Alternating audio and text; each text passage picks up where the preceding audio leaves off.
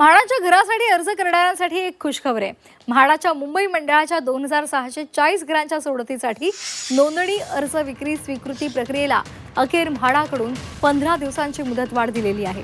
मुंबई मंडळाच्या काही घरांसाठी लाखांमध्ये अर्ज येत असताना या सोडतीला मात्र प्रतिसाद मिळालेला नव्हता तसं चित्र होतं। त्यामुळे आता अर्ज विक्री स्वीकृतीची प्रक्रिया संपुष्टात येण्यासाठी 2 दिवस शिल्लक असताना या प्रक्रियेला मुदतवाढ देण्याची नामुष्की मंडळावर आली आहे। या संदर्भातील अधिकृत घोषणा मंगळवारी करून नवीन वेळापत्रक प्रसिद्ध केले जाणार आहे। या मुदतवाढीमुळे 15 मेची सोडत आता लांबणीवर पडलेली आहे।